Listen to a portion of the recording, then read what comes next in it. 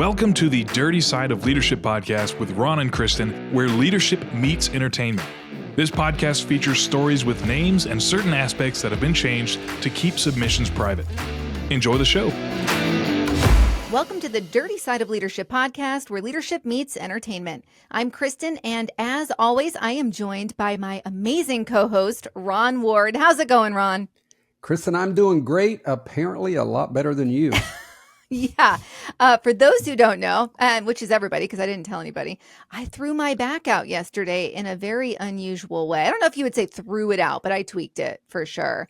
I was literally just changing from my daytime attire into my PJs, and that did it. I think that's when you realize you're in your 40s. Yeah, but you should really come up with a better story. But anyway, like ninjas attacked or something. I don't know. It's pretty lame, but I'm pretty laid up and I'm heading out on a road trip at the end of the week. So I'm kind of freaked out to see how that 13 hours is going to feel sitting in a car. But okay, so I want to just say thank you to everyone who's been rating our podcast. We've gotten a lot of t-shirts out. And thank you for the selfies that you're sending back. Everyone looks fantastic. If anyone listening has not done that yet, rate the podcast and then send us a screenshot that shows that you did it. And I will make you and send you out a t-shirt completely free. I'm not even charging shipping at this point, but you better get it done now because after the new year, I'm going to include shipping in there. But okay, so the t-shirts are great. And I want to talk about the episode. This was actually written about a month ago. And Ron actually you're the one, Ron, that kept me grounded on this one because you're like, let's just wait for additional detail to come out on this. I'd hate to put it out too soon and miss something really important. And I'm so glad we did. So we're deep diving into this truly devastating and I would say complex story out of Letcher County, Kentucky. And this story exposes not only the tragic side of leadership, but also the dark consequences of unaddressed internal conflicts, also unchecked pressures, and an unraveling of trust within leadership roles. It sure does. This is a great example of the dirty side of leadership that we actually named our podcast. So today we're talking about Letcher County Sheriff Shawn M. Stines, who's been charged with first-degree murder after allegedly shooting and killing District Judge Kevin Mullins inside the courthouse, specifically in Mullins' own chambers. This is a case that has rocked not only the small town of Whitesburg, Kentucky, but the entire state. The details surrounding this case reveal a tragic breakdown in relationships and responsibilities that underpin leadership, especially in a close-knit community. Did you see those pictures or the video footage of when he entered? And then it's like, I think they were stills, right? I don't think it was video. I think they it were was still stills. Shots. Yeah. But they had enough of them where they could almost make it a video. And wow, that was unreal. He was standing above the judge and the judge had his hands up. Right. Yeah. And I think he shot him, 3-4 times? I mean, if not more. Yeah. Unbelievable. Point blank also. I mean, it's a heartbreaking story on so many levels because first you have two men who were both public servants and pillars of their community. They're trusted, they're respected, deeply involved in the local legal system. And now one is dead, the other is behind bars, and an entire town is left grappling with the question, how could this have happened? And this is a smaller town, so it has even more of an impact. Yeah, it does. And on the surface, this is really hard to comprehend, but we know that there can be a lot of things going on under the surface. But in a town like Whitesburg, which is, a very small town, and I told Kristin I went to college. I played a year of college basketball that wasn't that far from Whitesburg, Kentucky. So I kind of know the area, which makes this even a little more intriguing for me.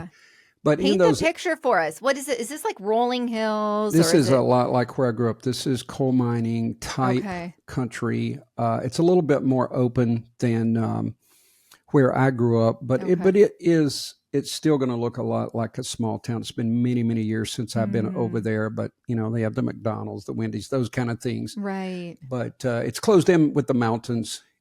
And I found that to be very interesting. Yeah, it's pretty remote. I can tell you this, having grown up in a similar community, it's not an exaggeration when you say everyone knows everyone, because they really do. I was talking to Cassie Roop on the phone. She's our Facebook administrator, and we were talking about, we mentioned where my parents lived, and she said that when she has to drive that way, because she's from Virginia, that people get more and more friendly as you get close to Bristol and then over into where my parents live. And it's true, Kristin. No matter where you go, people will say hello to you. It's amazing. So when Kristin and I say this is a close-knit community, we mean it. Oh, yeah. I also have a friend, Bruce Bartley, who is a avid listener to the podcast, and he's from Kentucky, and he's been feeding us some information about this. But as we dive deeper, we'll see that there's many layers to this thing, and there's a lot of rumors, so we want to be careful, but there is a little more solid information than there was a few weeks ago. Yeah, no, I'm glad we waited. I wanted to throw something out there that the only thing it really has to do with the story is it takes place in Tennessee. But we had bought that property in Tennessee, and it's East Tennessee. I called the gal because we're going to go visit the property for the first time, and I needed a gate code, right? And this is where the home of the really thick Tennessee accent. And I left a voicemail, and she called me back, and she goes, I couldn't understand a word you said. Can you tell me what you need again? And I'm like, really? I thought that was hysterical. I mean, is that like a thing, Ron, where... Oh, my God. Kristin, listen, I thought you were going to bring in some leadership principle, and you're making fun of my people's accent. No, I've never It's probably had my someone cousin. tell me they don't understand me. You better keep that fake accent when you go over there. Oh, goodness gracious. You think your back's hurting now. All right. Anyhow, well, okay, back to our story here. I had to throw that in, though, because that one had me laughing. So the shocking part really is that this wasn't a random act of violence. We're used to those random acts in the larger cities, right? Metropolis areas. But according to the police, this tragedy unfolded after a brief argument between Stines and Mullins. And now what's especially disturbing here is that these two men had a long history. Not only were they colleagues, but they also worked closely together for years. And Stines had served as a bailiff for Mullins before being elected sheriff in 2019. These two men who knew each other well, I mean, some would say they were even friends. And Ron, I know, with your experience with the courts, when someone serves as a bailiff, can you explain that relationship a little bit? Yeah, and it really is. People are closer than you think. A bailiff is really assigned to the judge. If there's something being admitted into evidence, they will take it up to the court. But what people don't see is a lot of times the bailiff is waiting on the judge to come out of chambers. They chat, they know each other well. And a lot of times judges, they're pretty closed off. They don't see a lot of people. So they're usually really friendly with their bailiffs and a lot of the sheriff's deputies. I see. Yeah, that would make that's even more interesting to understand. Yeah, and Kristin, we will, for the sake of time, we will just kind of jump into this. So let's start building a little bit of a history here, because there definitely is one. So let's go back a little bit to understand the context here. So Sheriff Stines' tenure as sheriff had already been marred by controversy. Now, going back to 2021, a deputy in Stines' department, his name is Ben Fields, was accused of sexually assaulting a woman who was under house arrest. We talked about house arrest in our last episode, and here it is again. Did. What makes this even more chilling is that the assault allegedly took place in Judge Mullins' chambers, the very room where Mullins would later be killed. Yeah, and it's speculated, but probably the judge, those chambers are empty a lot of times. So it looks like, that the deputy might have pulled her back there for privacy, really. Yeah. So Ben Fields, as you said, was Stines, the sheriff's successor as the bailiff. And he coerced this woman into providing sexual favors in exchange for lenient treatment while she was under supervision. Yikes. The woman was taken into Judge Mullins' chambers specifically because there were no cameras in that room. Fields Must was later be at that time. Yeah. Because there sure were later. Well, it's probably a different section. But anyway, Fields was later charged with... Real quick, can you break down what judges' chambers look like? Because I have no idea. It's an office, actually. Okay. It's called chambers because it's back in private. It comes from the old British term, but it really is just kind of a nice office. Like usually one they put open there. room, or is it multiple? Well, that varies, but there is some judges have books, law books and all these Right. things, a hallway you go in, but back in chambers is really the judge's office is Okay. the best way to describe it. Okay. I appreciate that because we did see images. So they have some type of camera Right. now, at least in 2021. So he must have brought her to a different section where he knew there weren't any. Yeah, because when judge has chambers, there's usually a place for a law clerk. There's a place for what back in the day was called a secretary or a clerk. So there's different compartments. But when an attorney comes back into chambers, the judge is bringing them back where the judge sits. I see. Okay. Thanks for that. Absolutely. So Fields was later charged with multiple felonies and pled guilty, serving less than a year in jail. Wow. But the fallout from this case didn't end there. Oh, yeah. No, so I had read that the aftermath of this Fields case is really critical to understanding the tensions between Stines and Mullins, as one could imagine. So Stines was named as a defendant in a lawsuit filed by two women who had been victims of Fields. The lawsuit alleged that Stines had failed to properly investigate the misconduct in his department. So it was a scandal that cast a long shadow over Stines' leadership. We talk about leadership a lot, and it really is tied into everything that we are covering. And him not acting upon this knowledge that there's misconduct happening, and he's deciding to let it go. And Kristin, I always make a blanket statement. I support the police, but do not think, and especially in these small counties, that the good old boy system isn't still alive and well. There is a code. Now, a lot of the younger officers are moving beyond that, but it appears if this individual got, 1 year, that tells you that there was a network at play. And the fact that the sheriff didn't even want to investigate it or did a poor job investigating it, that speaks to the good old boy system as well. Right. No, that's a really good point that you're making there. There's another rumor that's been floating around. And Ron and I wanted to, we talked about this earlier. We wanted to sift through some of the information before we just put it out there, right? It was a hot story, and I jumped right on it. But Ron's like, hold on. So at this point, we can only report the prevailing rumor that is swirling around Whitesburg, and that's that the sheriff's underage daughter, that her phone number, her cell phone number, was in the judge's phone. Or more seriously, that the judge had done something to the sheriff's daughter. And I know that there's articles out there that show that phone calls were made from the judge's phone to the daughter. She did not answer her phone based on what I read. And that was before he was shot and killed. Yeah. And we were cautious because we don't want to disrespect the dead. But there is definitely a lot of information coming out of Kentucky in various news venues that, something happened or either the judge was pursuing. So we don't want to misspeak there. But obviously, according to a lot of the reports, there was something. Because think about it, everything that Kristin and I have mentioned, we know the sheriff might have been frustrated, but it appears something triggered that sheriff to walk back in chambers and shoot and kill the judge.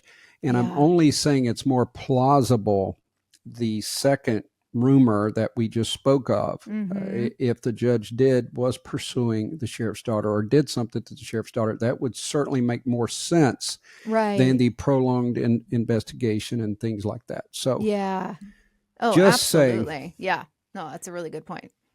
All right, let's look at this from a leadership perspective, and we will kind of run these rumors parallel, and they both, could be true. Well, the first one is more than a rumor. There's definitely information that, the sheriff failed to investigate the deputy and so forth. So as we look at this, though, let's look from a leadership standpoint. The bottom line is, I mentioned the good old boy, I mentioned these things. Police are to protect and serve, and a court imposes judgment. There is nothing, and we've talked many times about what a wonderful system of government that we have in theory. But when you bring in people's own insecurities, their own lack of integrity, They operate on impulses. They don't think long term. Like in cognitive based therapy, you learn that there's a primary response and a secondary response, and you learn not to act on that primary response and think things through. Like, if I do this, what are the consequences? So obviously, there is some things that were going on in this small area of Kentucky with both the sheriff and now possibly the judge as well. And it's the age-old story, Kristin. This is really not new, even though the story is amazing and astounding. But this stuff's been happening since the beginning of time. It sure has. Well, I think this is interesting. And, the lawsuit that we've been talking about, the lawsuit against Stines was already weighing heavily on him.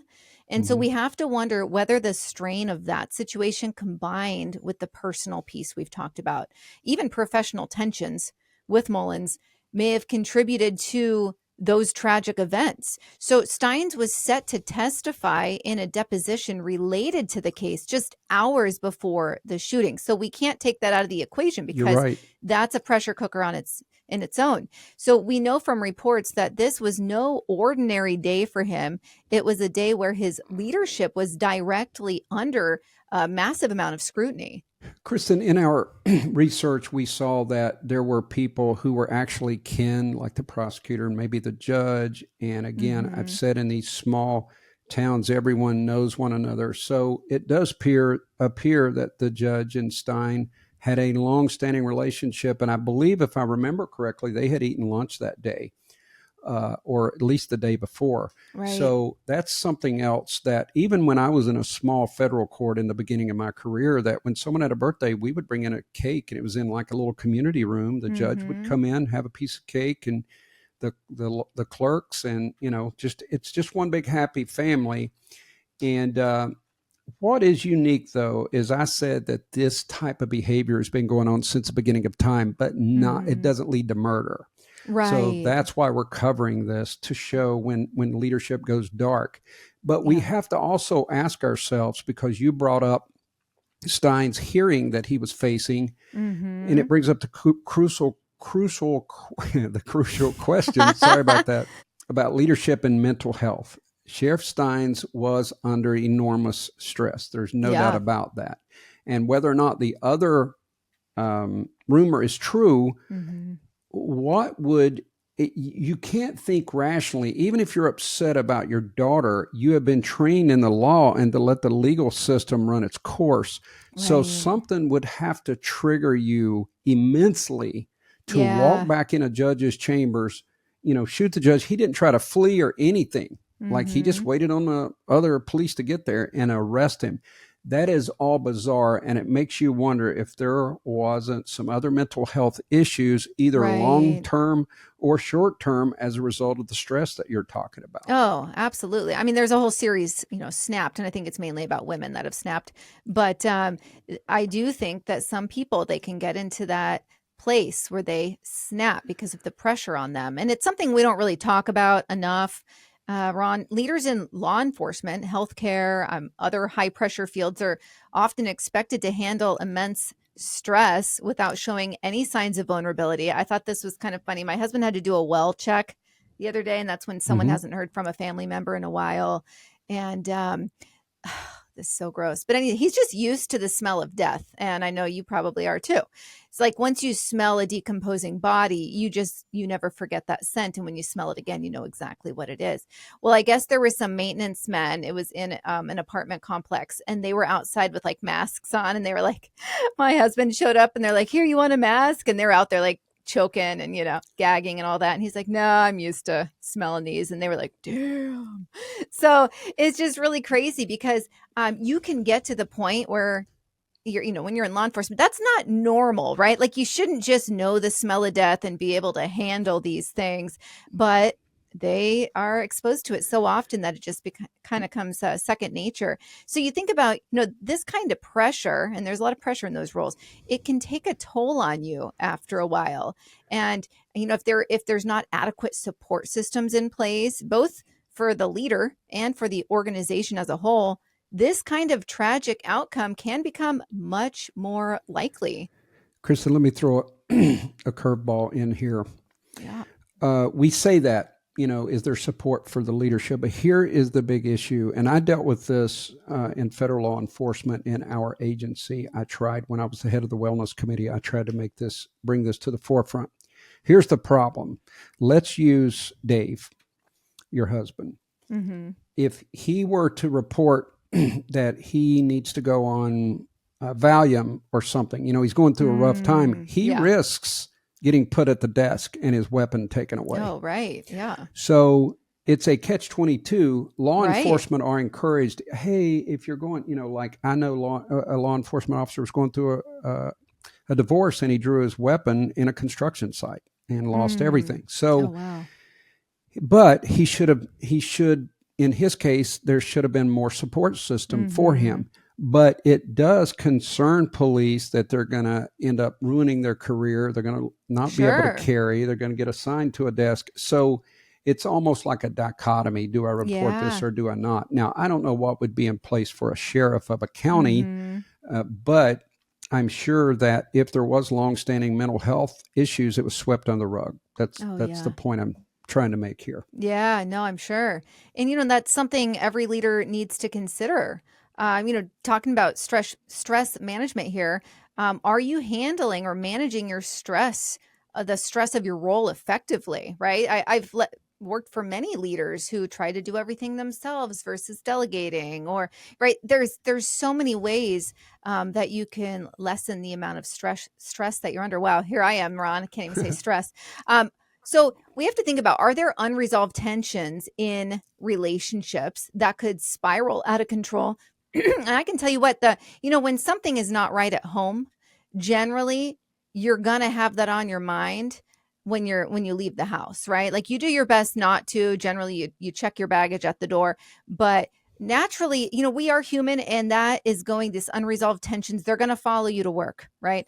And so when you're in a high pressure leadership position, it's gonna come out in one way or another if it's not handled properly. So, and leadership isn't just about making decisions in the public eye. It's about managing those everyday pressures that come with the responsibility.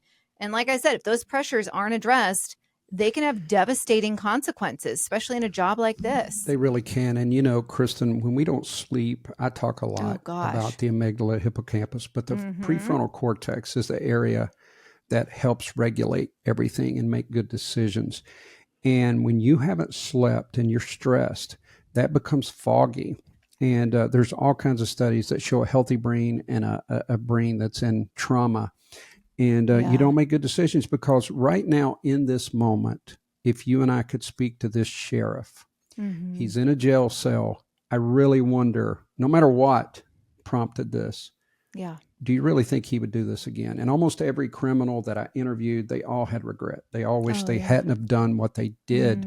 But the stress or greed or whatever it was with the criminals I'm talking about, it put them over the edge, and they did it. They commit these heinous acts. And one of the things Kristin and I talked about, we always tie things into leadership, and even in our conversation before we signed on was, what are we going to send out to leaders? And one of the things is communicate your stress as best you possibly can, but also don't let things just build up and build up. If you're afraid to report it to the agency or the precinct, at least have counseling or a confidential therapy session so that you don't get to a breaking point.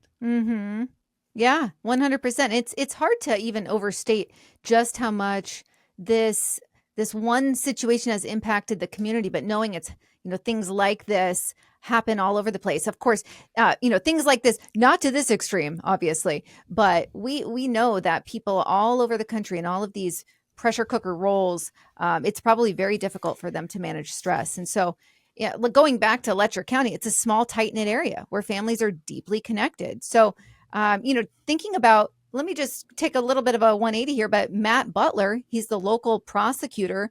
he went so far as to ask the community to avoid gossip and rumors. I mean, can you imagine where you live or where I live here outside of Portland?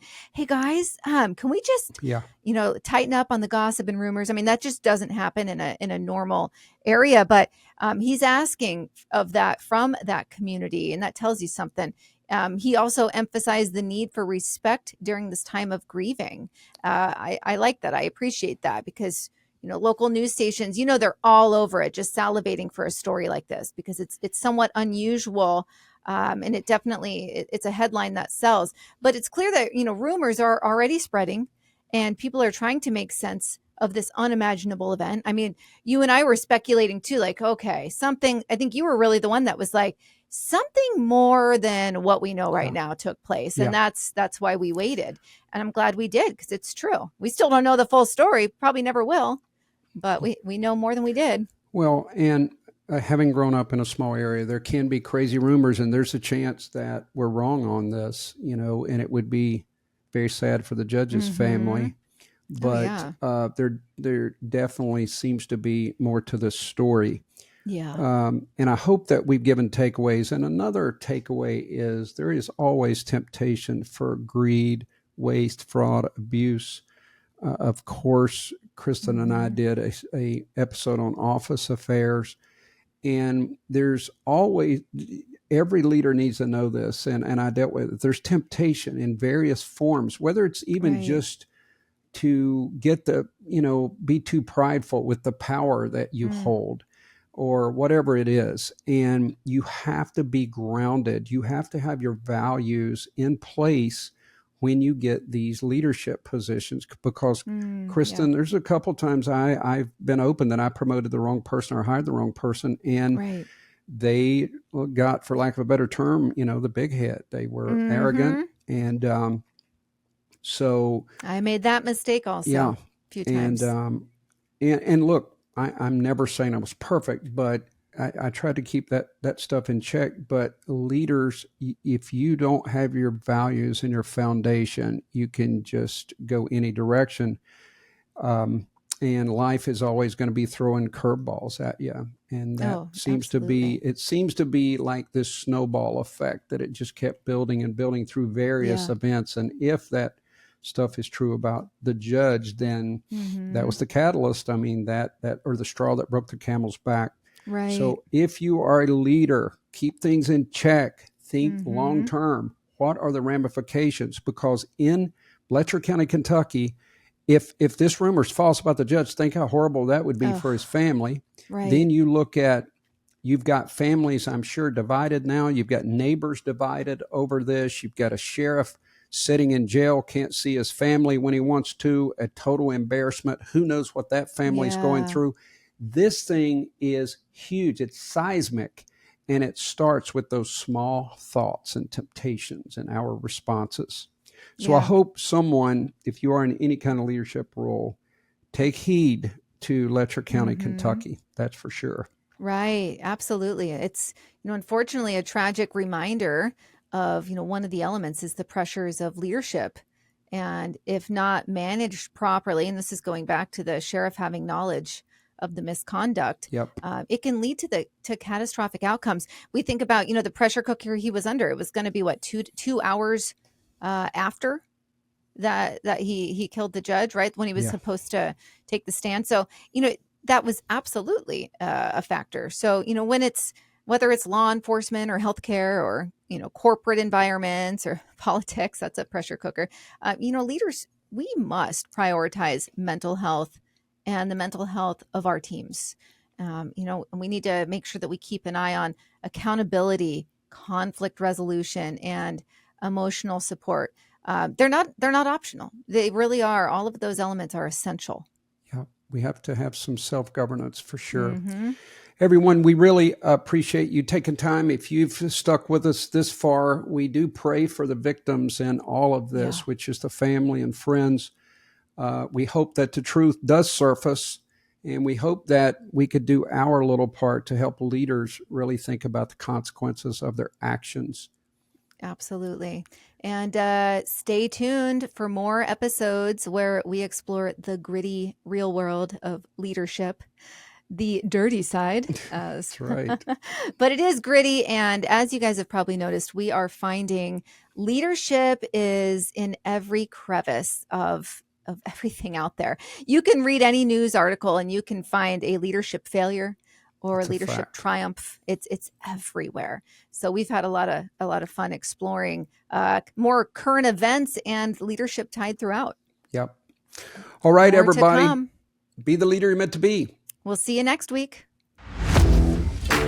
The Dirty Side of Leadership podcast is brought to you by Forward Operations. If you'd like to book Ron or Kristin for speaking events, training, or executive coaching, visit forwardoperations.com. Be the leader you're meant to be.